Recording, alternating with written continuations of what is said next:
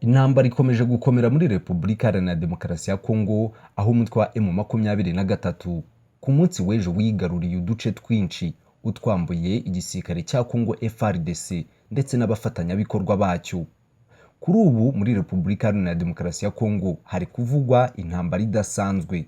Ni mu gihe byari byitezwe ko uyu mutwe wa M23 uhagarika imirwano kuri uyu munsi, ndetse uyu mutwe ukava no mu duce twose wambuye ingabo za leta FARDC. Kuri ubu umutwe wa M23 wagaragaje impungenge zishobora gutuma idahagarika imirwano no gusubira inyuma kuri uyu wa kabiri.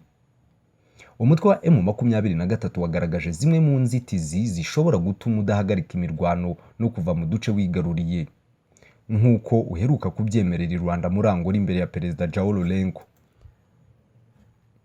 Ku rundi ruhande, kuva mu ntangiriro z'uyu mwaka w'ibihumbi 2023, bamwe mu bayobozi bakomeye ku isi barimo Papa Francis na Perezida Emmanuel Macron w'Ubufaransa basuye igihugu cya Repubulika Iharanira Demokarasi ya Kongo, mu gihe ubutegetsi bw'iki gihugu buhugiye mu ntambara buhanganyemo n'umutwe wa M23 ugizwe n'abanyekongo bavuga ikinyarwanda.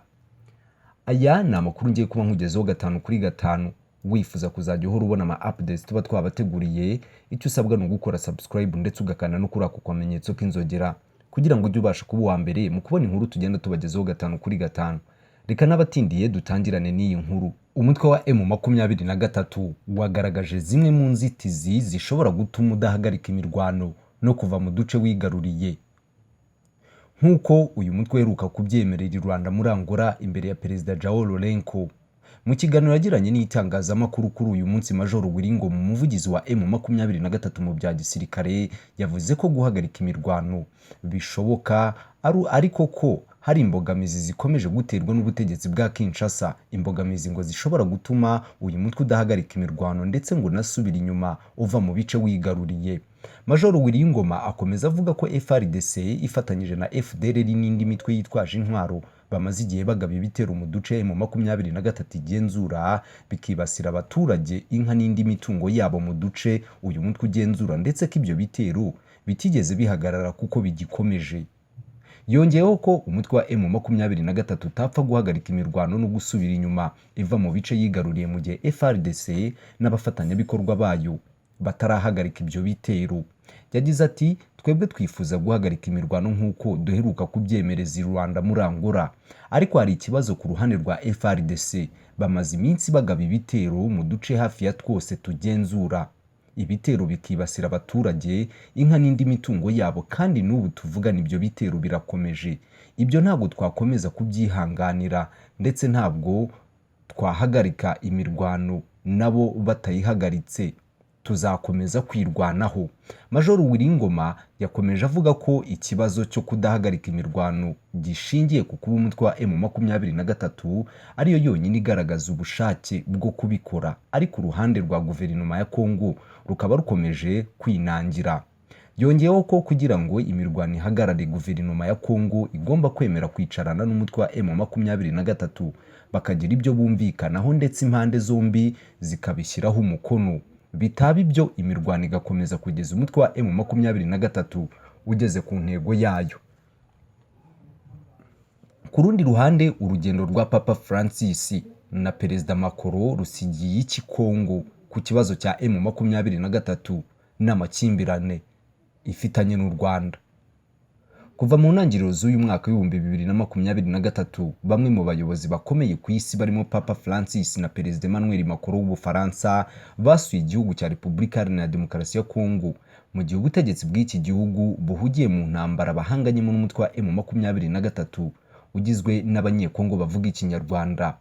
Ubwo Papa Francis yageraga muri Kongo, benshi mu banyekongo n'abategetsi b'iki gihugu bari biteze ko araza guciraho iteka umutwe wa M23 no gusabira u Rwanda ibihano nk'uko babyifuzaga, ndetse bakomeje kumusaba mbere y'uko agera no muri iki gihugu.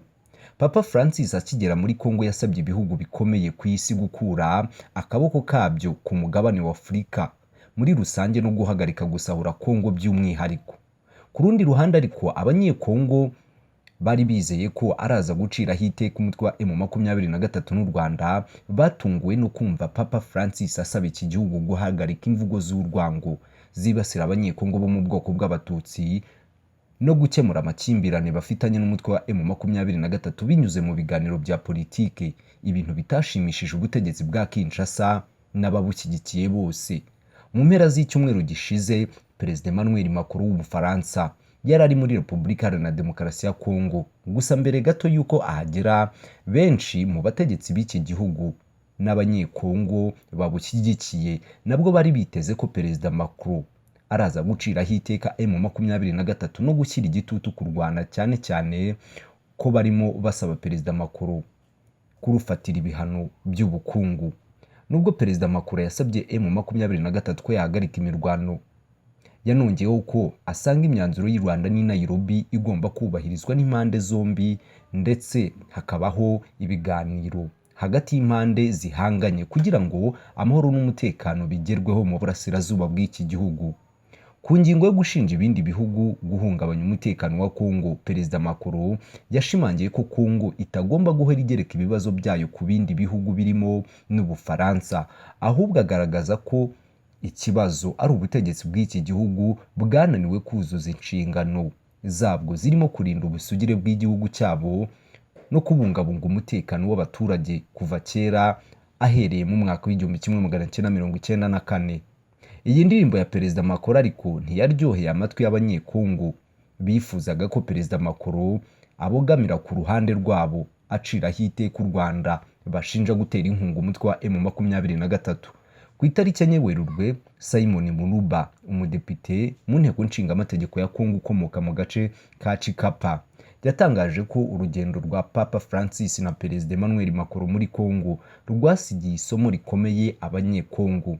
Depite Simon Mulamba yakomeje avuga ko icyo abanyekongo bakuye muri izi ngendo ari uko batagomba gukomeza kwiringira no gutegereza ibihugu by'amahanga kugira ngo abe ari byo bibakemura ibibazo byugarije igihugu cyabo.